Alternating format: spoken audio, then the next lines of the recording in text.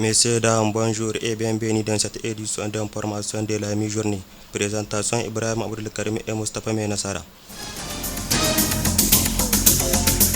Au sommaire de ce journal, les prix du bétail flambent sur le marché Karadio Maradi. À moins d'une semaine de la fête, les prix des animaux connaissent une hausse. Les détails dans ce journal.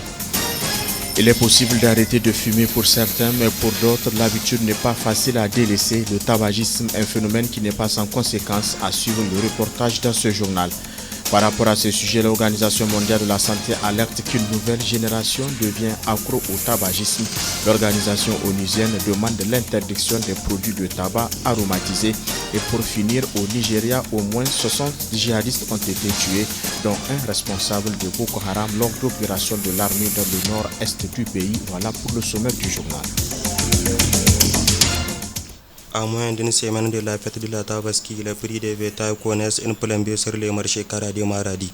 Hier vendredi, jour des marchés, l'ambiance était comble, mais les prix connaissent une hausse comparativement à la semaine passée. La situation à Agaraboy fait percepteur au marché des bétail Karadio Maradi. Vous avez vu vous-même, la fois passée quand vous étiez arrivé là, c'était un peu sec là. Mais aujourd'hui, vous avez vu que c'est un peu rempli d'âne. Ce qui concerne les achats, on voit quelques poches d'achat, donc c'est un peu différent de la semaine passée. Vraiment, il y a des achats. Comment est l'influence des acheteurs? Bon, l'influence, c'est ce que je vous ai dit. Ça commence à rentrer. Vous savez, Maradi, c'est comme ça.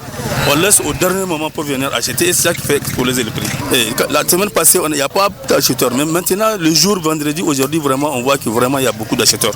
Ça commence à rentrer. Et qu'en est-il des prix?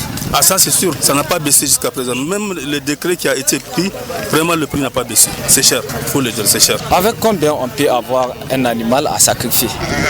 Bon, 50, 40 c'est petit, 60, 70, ça jusqu'à 400, il y a des moutons comme ça. Mais 50, 40 c'est petit, ça c'est sûr, c'est trop petit, c'est cher. Comment sont les prix comparativement à la semaine passée? Les prix ont peut augmenter par rapport à la semaine passée. Parce que la semaine passée, de 50 à 60, ce sont des bons moutons. Mais aujourd'hui, 50, on vous montre, vous allez voir, c'est trop petit. Donc on a eu des changements. Il y a eu des changements de prix, ça a un peu augmenté. Le prix a augmenté.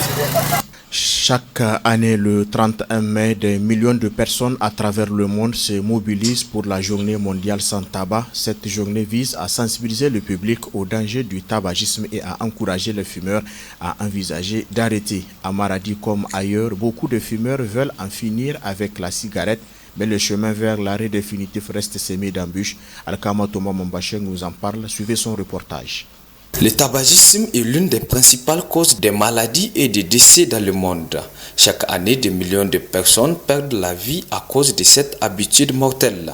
La cigarette contient plus de 7000 substances chimiques dont au moins 69 sont connues pour causer le cancer.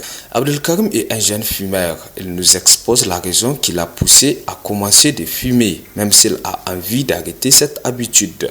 Je fume la cigarette. En réalité, je ne peux pas te dire quand est-ce que j'ai commencé, en quelle année. Tout ce que je sais, je suis cigarette man. Et je fume la cigarette. Au début, c'est juste un truc d'enfance. Comme tout un chacun, les enfants ont envie, quand ils voient des gens fumer, ça les pousse un peu à avoir ces idées de fumer, de goûter. On a tous été ces enfants-là qui prenaient la petite cigarette pour fumer, classe de CM2, 6e.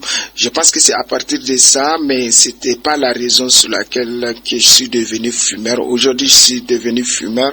Quand j'avais 18 ans, donc j'ai commencé à fumer la cigarette par le biais d'un ami. Vous savez, en réalité, tout un chacun cigarette connaît est conscient des problèmes de la cigarette. Elle est dangereusement concernant la santé. C'est vrai, on connaît ça, mais l'homme fait des erreurs. C'est que n'importe quel cigarette man te dira, a envie d'arrêter. Mais en réalité, dire c'est simple, mais exécuter c'est simple. Vous savez, la cigarette a des nicotines. Il y a des choses aussi qui te donnent envie de fumer. Et ces choses-là, si tu vois quelqu'un allumer la cigarette à côté de toi, ton collègue, c'est-à-dire ou bien ton ami qui fume cigarette, ça te donne envie directement à fumer. 1, 2, si tu es buveur de thé, à chaque verre, il y aura la cigarette forcément pour l'accompagner. Pour Manir Lawali, ça n'a pas été facile. Mais quand même, il a décidé d'arrêter de fumer depuis quelques années. Selon lui, sa santé aujourd'hui s'est nettement améliorée. Eh bien, cela fait maintenant plusieurs années que j'ai pris la décision de dire adieu à cette mauvaise habitude. J'ai arrêté de fumer il y a 2 ans de cela. En ce qui concerne ma santé, je me sens vraiment mieux. J'ai remarqué plusieurs améliorations. Tout d'abord, ma capacité respiratoire s'est nettement améliorée. Je respire plus facilement et je n'ai plus cette sensation de souffle court que j'avais lorsque je fumais. Bien sûr, arrêter de fumer n'a pas été facile. Cela a demandé beaucoup de volonté et de détermination. Le tabagisme est un problème de santé publique. Continuer de fumer, c'est synonyme de mettre sa vie en danger, vu les innombrables conséquences du tabac sur la santé de l'homme. Toutefois, il n'est jamais trop tard pour arrêter de fumer et améliorer sa santé. Merci Al-Kamato Bachir pour ce reportage. Et l'Organisation mondiale de la santé OMS plaide pour l'interdiction des arômes dans les produits du tabac et à base de nicotine. À l'occasion de cette journée mondiale contre le tabac, l'organisation a alerté hier vendredi sur l'attrait que peuvent représenter ces produits pour les jeunes. Les arômes comme le menthol, le chewing-gum ou la barbe à papa masquent le goût âpre du tabac, associé à des emballages tapent à l'œil et à des techniques de commercialisation ciblant agressivement les jeunes.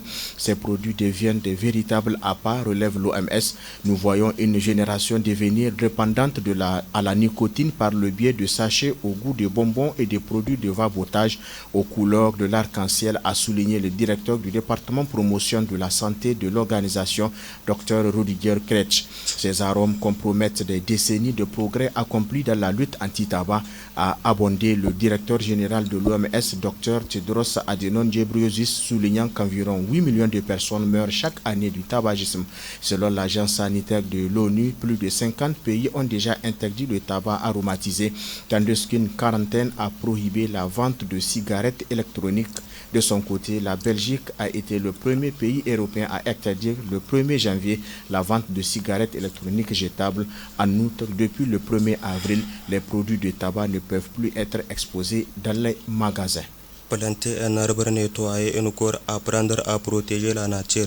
À Maradi, les clubs verts dans les écoles redonnent de l'espoir face aux défis environnementaux. Des élèves s'engagent conscients que l'écologie commence à l'école. Ils mènent plusieurs activités pour protéger l'environnement. C'est cadre qui nous est vital. Reportage Mustafa Menassara. Au collège d'enseignement secondaire Jingile, tous les vendredis, ces élèves troquent cahiers contre bêche. Ils font partie du club vert de l'établissement. Ils mènent des activités en faveur de la terre. Temer Tamoussa Idouane, en classe de première D, est la présidente du club vert de cet établissement.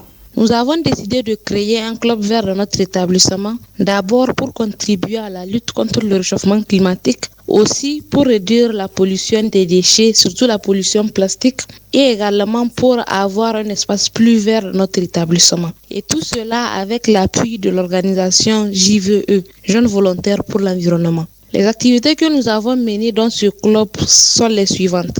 Nous avons créé une pépinière au sein de notre établissement. Aussi, en collaboration avec le club vert du CES Bourja, nous avons créé un petit jardin potager dans le CES Bourja et nous avons mené plusieurs activités de sensibilisation dans notre établissement auprès de nos camarades sur les effets néfastes de la pollution des déchets plastiques, sur l'impact du changement climatique au Niger et dans le monde et sur l'importance de la nature et de la protection de l'environnement. Les résultats obtenus de la création de ce club sont satisfaisants et laissent penser que de telles initiatives sont à encourager dans d'autres établissements de la ville.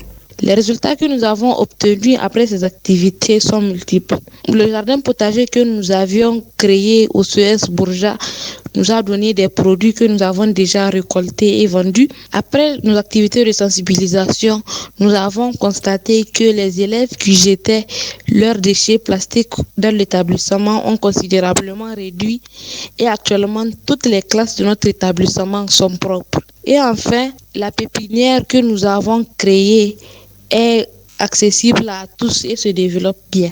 À Maradi, plusieurs écoles disposent aujourd'hui de clubs verts créés avec l'appui d'ONG locales.